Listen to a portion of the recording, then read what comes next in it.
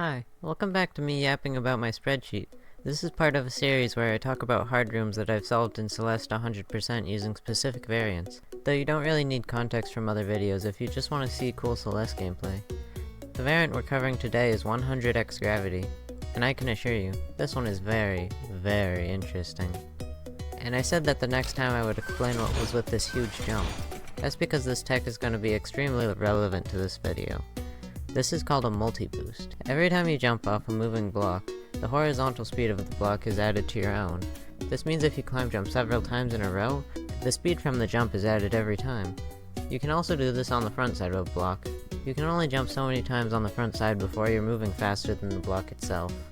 I don't think I can very effectively explain the optimizations for this without explaining wall boosts and neutral climb jumps, but that would take a while. Release and grab also adds the speed of the block, so we can add one more block boost while saving stamina. So our optimal jump is a grab release, then a directionless climb jump, then a climb jump holding left. Okay, it's time to actually talk about 100x gravity. Most if not all of these rooms are extremely not RTA viable, so I've prepared some room tasses instead. The raw footage here is 100x gravity gameplay, and I bet you're thinking, that doesn't look like 100x gravity. Shouldn't it look more like this? Well, we have a couple of game mechanics that will make this variant actually playable. First is max fall speed. Celeste for some reason has about 20 times the air density of Earth, so our terminal velocity is 180 pixels per second, and that stays true regardless of the gravity. Our second helpful mechanic is the jump timer. When you jump in Celeste, your path of motion is not a perfect parabola. For as long as you hold jump up to 12 frames, your vertical speed is set to exactly 105 pixels per second. This is functionally identical to jumping 12 times in a row on every frame, and is also why this works. So even though we are being pulled with the force of a dying star, we can still jump decently high. I've recorded that last section 2 months ago and forgot to get back to it. Anyway, our first solved room is an old site. The high gravity makes it so we can rapidly jump on the ground. Every time you jump, you get a small speed boost. RTA, this means you have to do a ton of pause buffering, but for tasks we can do some really fun stuff. Also, I should mention, I wasn't alone in this project this time. I got a lot of help from Ratatouille Giznout, I probably pronounced that wrong, another tasser who has made an any percent task of this variant. They actually tasked this room here. Apparently completing it is dependent on cycles, since the winged berry bounces up and down before you dash. Next we have resort with 2 berry rooms and 1 room on the main path.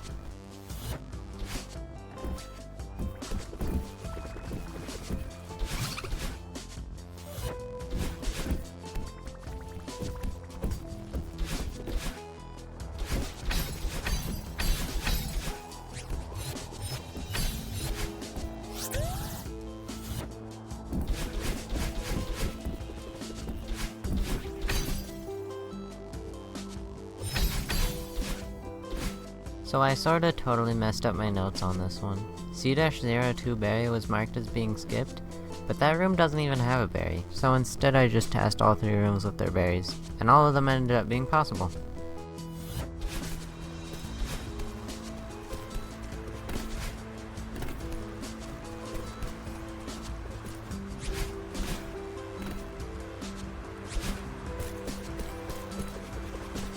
In this room, the wind lets you jump off the spikes due to something about frame order.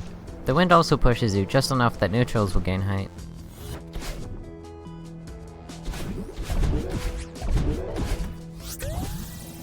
This room was also solved by this person. In this room you have to get squished by the block after jumping. This gives you coyote frames, which means you can jump again in the air.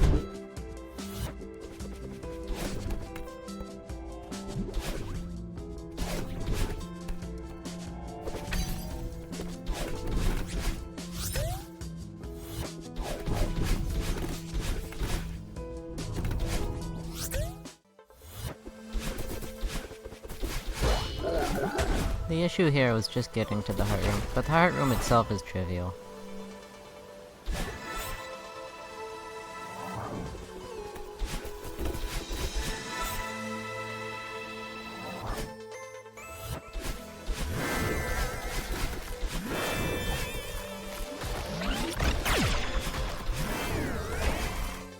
Task does a jump chain off this falling block for speed.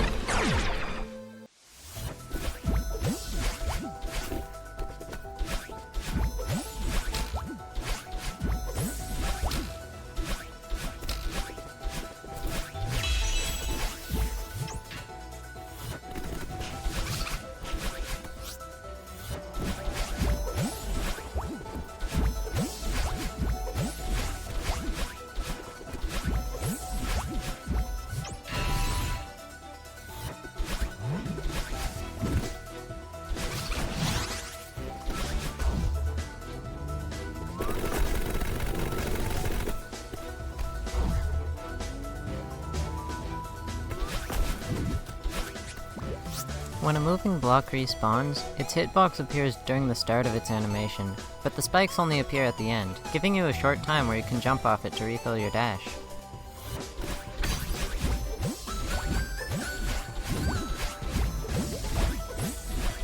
This room was already solved, but was missing the barrier. You can reach the barrier at the end by doing a very precise spin or wall bounce over battling. Okay, now for this room. Question: how do you think we get over these spinners and keep our dash? Just a timed jump doesn't work. Madeline bonks her head on the ceiling. Well, the answer is really quite simple. I hope you were able to solve it yourself. That's right. Madeline just needs to do a squished, crouched, spiked, lift, boosted, grounded wall boost. That way she doesn't hit the ceiling and can make it over.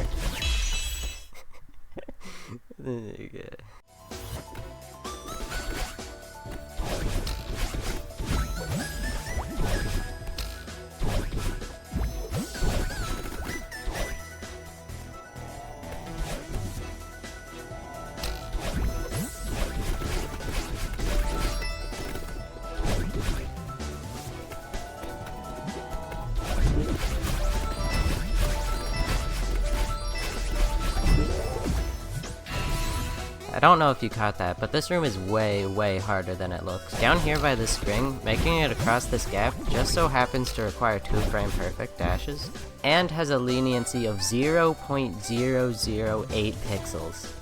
Wait, did I explain subpixels yet? Okay, quick explanation. Subpixels are like pixels but smaller. They represent your position within a pixel. This is why you can very lightly tap a direction without moving. But after you press it enough times, you will move. But if pressing left and right moves us around 1/10 of a pixel, how are we supposed to get into a position that's less than 1/100th of a pixel precise? Well, we'll have to find a setup, and I figured out something that will work perfectly.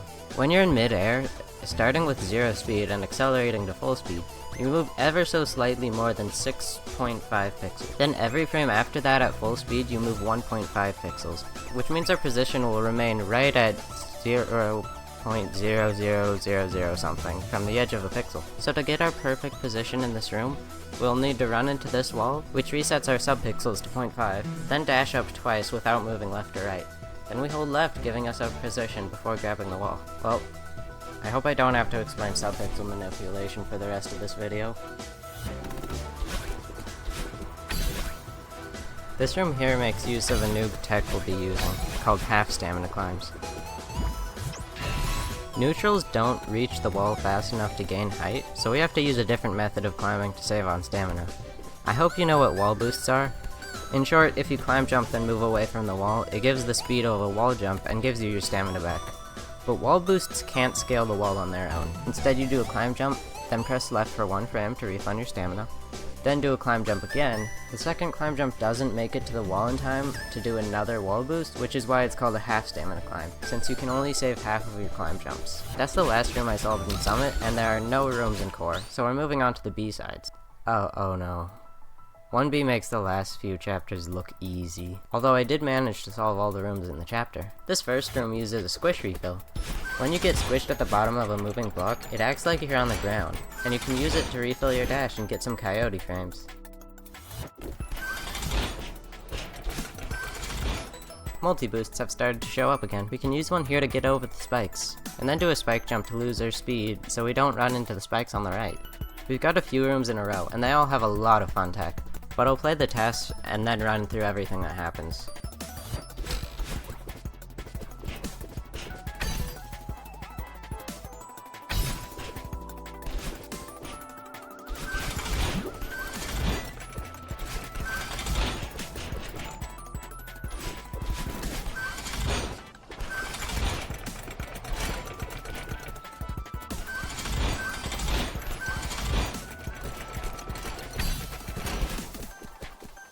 This first room is very tight on stamina. Tass does a wall bounce inside the refill to save a climb jump on the way out, then has to use the rest of the stamina on this chain of 3 corner boosts. In the next room we have to save a dash for a while, so we do a grounded multi-boost across the gap. What the hell is that? Okay, before we cover Madeline jumping off spikes, we first need to cover, Madeline jumping off spikes. My assumption, though I haven't checked if this is specifically correct, is that within 1 frame, the calculations are done in this order. Madeline moves, then checks if she's overlapping a hazard, Then the zipper moves with the spike, meaning Madeline can jump off it, which is why we're able to do the Scrouched Sploosted Gwoost, a name I definitely didn't just make up. As for Madeline jumping off the spiked wall, if you're moving away from spikes, they don't kill you, so Tass presses left for 1 frame every other frame to keep just the tiniest bit of left speed. Then we do a falling cobweb to grab the other side of the zipper. For the third room, this doesn't really need to be explained. There's an easier way to route it, I was just being fancy with my tassing. We do a delayed lift boost climb jump to cross this gap, and then we do a zipper spike jump to refill our stamina. And for the last room, I lost where I was reading from.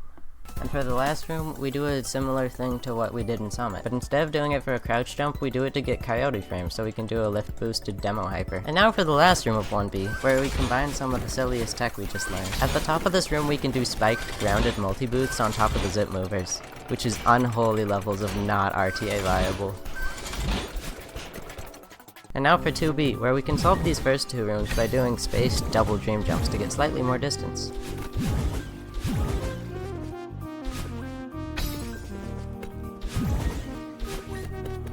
And this other room, which has some evil position manipulation to get a good wall jump at the top. On to 3B, which has 1 solved room, just using some good stamina management. That's so hard to say. Stamina management. We also have 1 room in 4B. Normally you wouldn't be able to jump over this row of spikes, but a downright dash unintuitively gives you slightly more distance. It also breaks the dash block, which is exactly what we need. On to 5B. This first room was solved with the speed chain. The second room was solved with a swap block crouch climb. If you demo into a swap block and grab it, your hitbox stays as the crouched hitbox. I don't know why this is the case, it just kinda works. And then 1 more speed chain for good measure.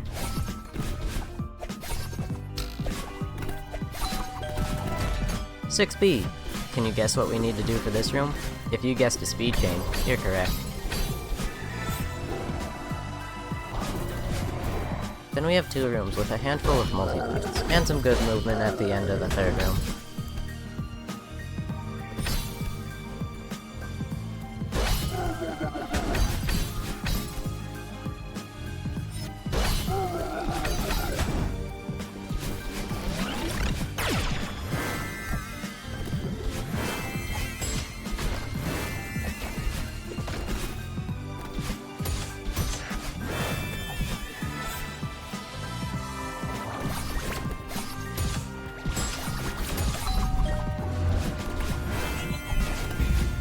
On to 7B.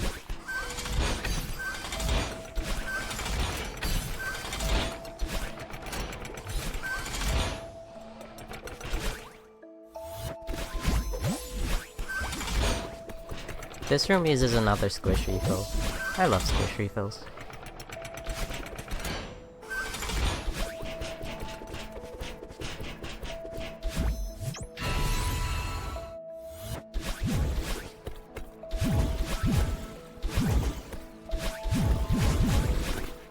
I hadn't realized before that a diagonal demo into the stream block makes it to the other side, which beats the room since the spring doesn't give enough distance.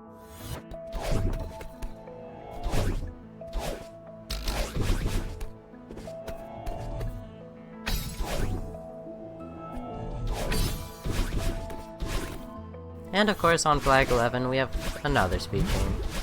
Over in the last B-side, I solved 7 rooms in a row, most of which make heavy use of the stamina climb tech I talked about earlier.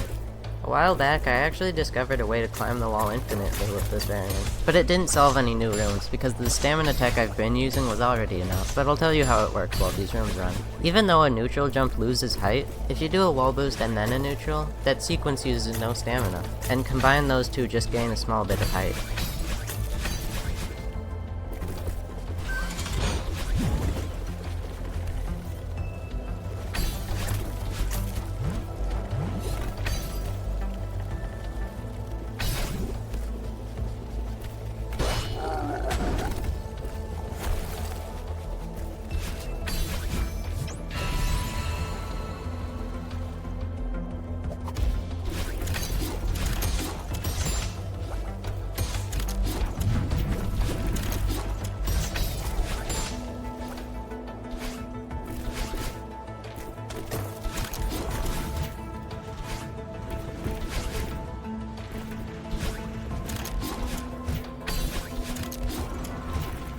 On to the C-sides. First we have the long room in 2B.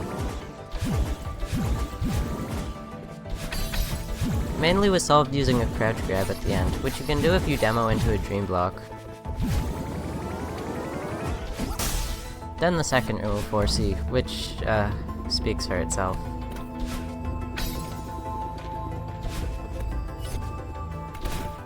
I solved the first room of 5C with some good corner boosts.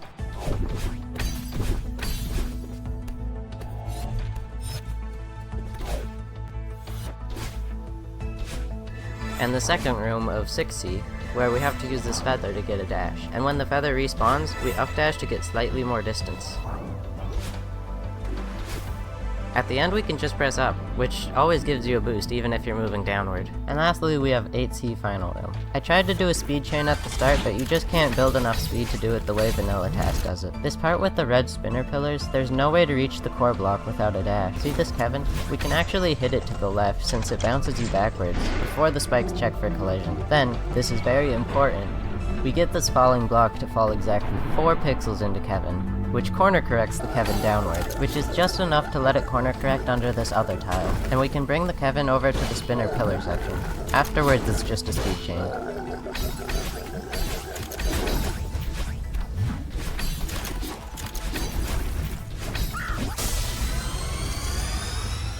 Finally on to Farewell. I need to talk about the disaster that is the Farewell room formatting, which comes from splitting categories. Since there's so many ways to break Farewell, I have to mark exactly how each room is cleared. You could do a double dash smuggle at the start of the map, you could do Farewell skip, or you could do spinner stunning or freezing. At the start of each list, I have whether or not it's possible to smuggle a second dash. With this variant, it does not seem to be possible. You just can't make it over the trigger. The second part of the list is whether or not it's possible to do Farewell skip. I didn't actually check each variant, but with enough game knowledge you can pretty intuitively tell if it would be possible. And for 100x gravity it certainly is. Then we have the room list.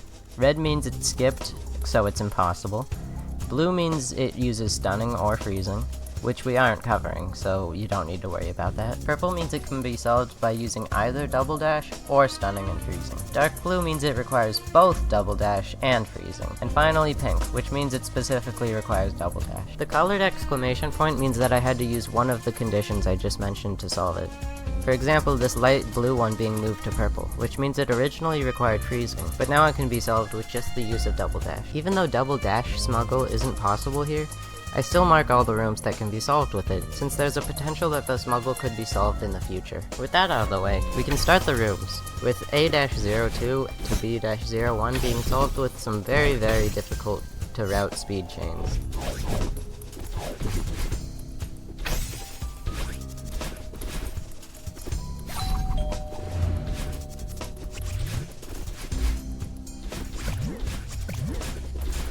In B-04, we have to wait out the pufferfish cycle, until it's moving upward. That way we can do a horizontal dash into it, where it will move up into us, letting us bounce. Then we can do a reverse hyper under the spinner. There's nothing to explain about it, it's just something you can do with barely enough room. And in this last room we can just barely squeeze under this fish, which lets us go early. U-01 I had to solve using double dash, and I also used some spike climbs on these falling blocks. This room can be done with just one dash, and you have to use a spring moon boost, something I'm not quite familiar enough with to explain.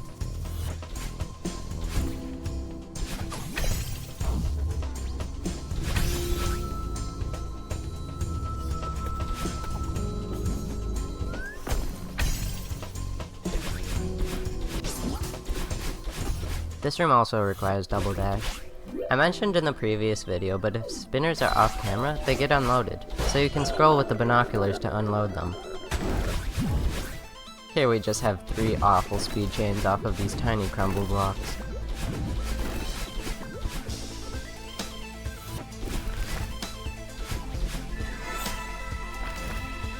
This room here is really funny. We grab this falling block at the perfect time so we can corner boost off it on the way down. And a second time at the bottom. That's all the solved rooms for Farewell, which would be the end of this video, but I have 2 more segments to show you. There are a handful of impossible rooms that are just so close to being solved that you gotta see them. And maybe you can throw out an idea in the comments for how to do it. There's this room in 3B, me and Ratatouille routed it for hours, and managed to get within 4 pixels of the wall. And since you can climb jump 2 pixels away from a wall, this room is less than 2 pixels from being solved. We also have a room in 5B. I tried to do a spiked ground boost, but I couldn't manage to get anything to work. Also, we have an attempt at the double dash skip in Farewell. Even though it's impossible to get over the top of the dash trigger, I had an idea. When you trigger the cutscene in the first room, it disables your collision with the edge of screens. So, if you were to build a crazy amount of speed, you could follow a trajectory that looks something like this, where Madeline doesn't have enough time to walk back to the cutscene. Then you can skip it on the right side of the trigger. This would require about 1750 speed, but the best speed chain attempt we were ever able to get was by Alexa, who was able to get 1500 speed. So close, yet so far. This last room that's close to being solved is a really weird case. See this asterisk on the sheet? That's because this room is actually possible, but that's only true if the previous room is possible. You see, right at the start of this room, there's an invisible barrier that prevents you from entering the previous room. If we were able to enter the previous room, then there's enough ground space to do a speed chain that crosses this gap, and after that the rest of the room is possible. But, of course, we can't do that, because the previous room isn't possible to beat. And now for the final segment, 1A dashless. We first have this room which, that's strange. There's no way to do this room. You can't jump high enough to grab the ledge, and there's nothing else to do. I guess I'll just move on to the next room for now. In this room you get a little more distance from wall jumping than from using the spring, which I didn't know. And you can just barely climb jump in the bottom right. On to the next room, and hey, wait, this is the same thing. You can't jump high enough to reach a ledge that's 4 tiles up. Just ignore that, I guess. And on to the last room, where we can do some good ground boosting, stamina management, and spike jumps. So, that's the last room for this, no? Hold on, let me prove you can't do these other 2 rooms. A jump gives 105 vertical speed per frame, and lasts for 12 frames. This speed is in pixels per second. So if we divide it by 60, which is our frame rate, that's 12 frames, giving us 1.75 pixels per frame, which multiplies to 21 pixels, which is exactly how high above Madeline's head the ledge is. So even if our vertical subpixels start at 0.9999, we'll be just barely short of... oh no.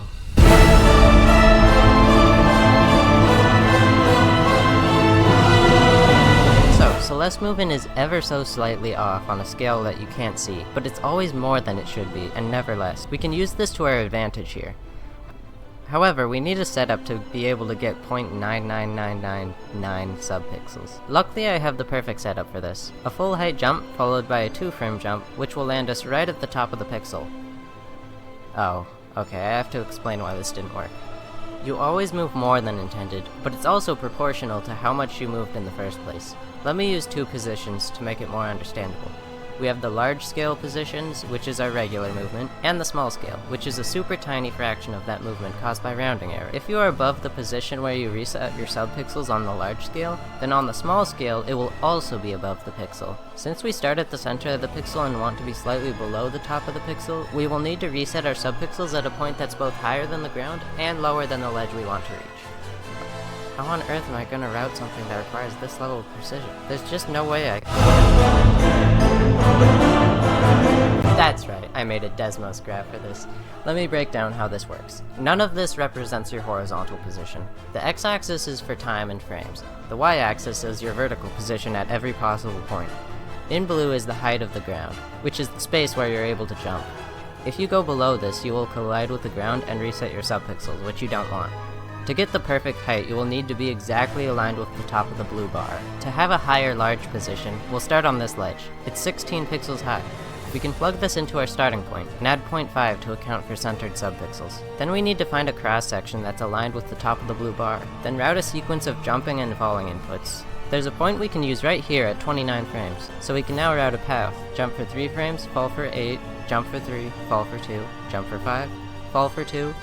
Then we can actually take a little shortcut. Fast falling on frame 23 will move us down an extra 1/12 of a pixel, lining us up for a jump on frame 24. Then we can grab the ledge. Looks like we made it by a lot, but that's only because corner correction also resets your vertical position. For the other room, we can set our position to 21.5. We subpixel reset on the ceiling, which is 1 pixel below our goal, then fall for 8 frames, jump for 2, fall for 1, which aligns us perfectly. And we made it.